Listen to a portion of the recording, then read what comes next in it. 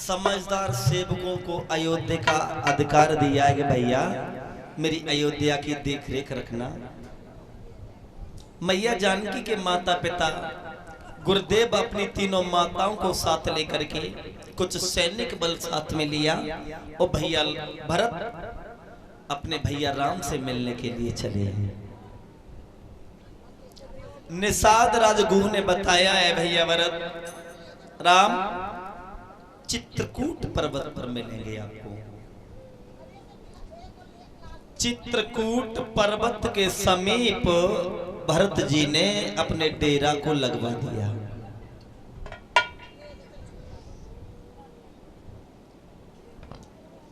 और शिविर में रात्रि में विश्राम किया।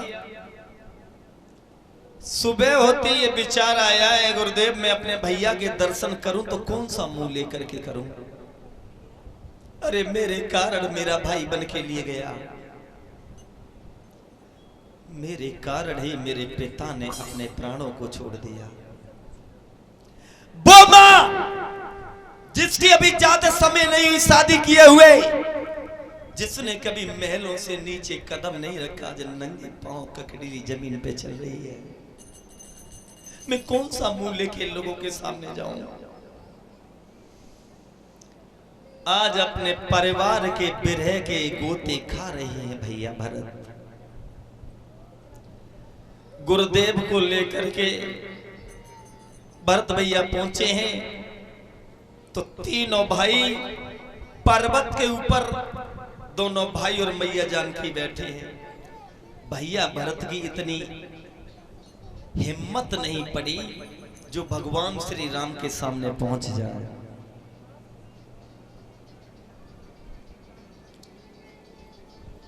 फिर विचार किया अगर जो दूत भेजता हूं तो मेरा भैया ये समझेगा कि ये राजा बनकर के हम पे अधिकार दिखा रहा है।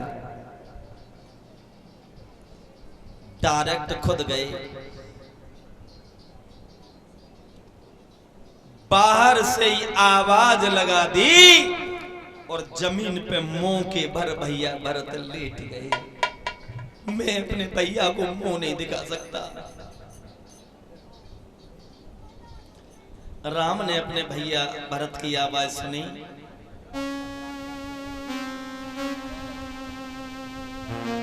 भाग खड़े हुए। आज भैया भरत को जमीन से उठा के गले से लगा लिया, लेकिन फिर भी भैया भरत ने पीछे कर लिया, अपने चेहरे को राम के सामने नहीं दिखाया।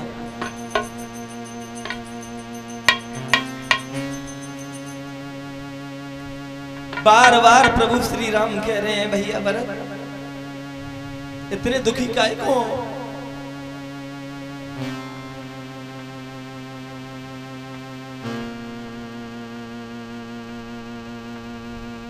भरत के मुंह से कोई जवाब नहीं आ रहा है।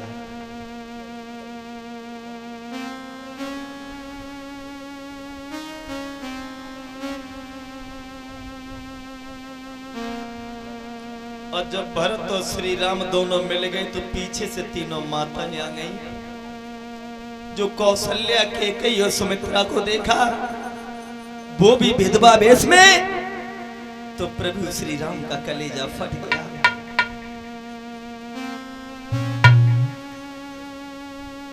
अपने भैया राम को भैया भरत ने रो रो करके अपने घर की सारी कहानी बता दी। भैया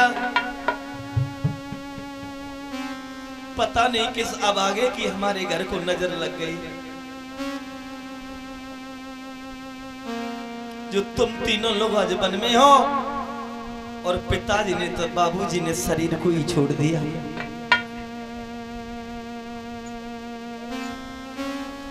जो भगवान राम ने अपने पिता के मरण का समाचार सुना,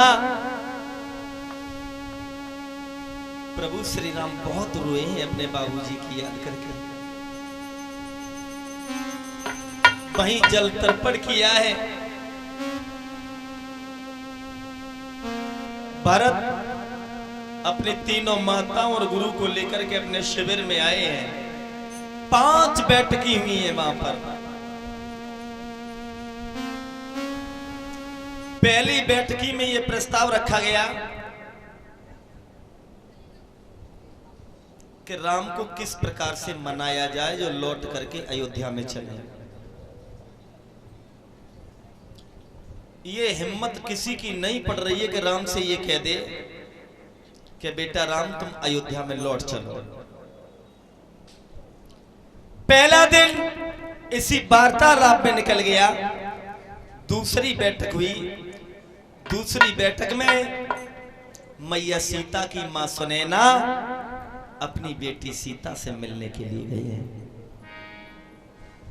और जो सीता को फकीरी वेश में देखा, देखिए भक्तों, हर इंसान मान सकता है लेकिन मां को समझाने वाला कोई नहीं है। जिस मां की बेटी साध्वी बनी हो, सुहागन होकर के भी, उस मैया के दिल पर क्या बीत रही होगी। दशरथ आए, महाराज जनक ने अपनी बेटी सीता के पैर छुए, हाथ जोड़ के जवाब दिया, बेटी तूने तो मेरे दोनों कुलों को ही तार दिया। मैं धन्य हो गया तेरे जैसी पुत्री को पाकर के।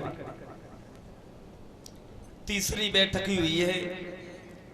तीसरी बैठकी में गुरुजी ने यह प्रस्ताव रखा है, बेटा राम तुम्हारे भैया भरत की यह इच्छा है कि तुम अयोध्या में वापस लौट चलो।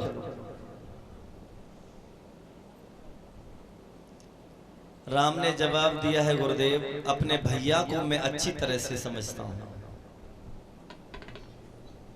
मेरा भैया जो कहेगा उसे मैं करने के लिए तैयार हूं। लेकिन एक बात बता दो गुरुदेव, मेरे पिता ने वचन के पीछे अपने प्राणों को छोड़ दिया, और क्या मैं उस वचन को तोड़ दूं? ये अच्छा लगेगा?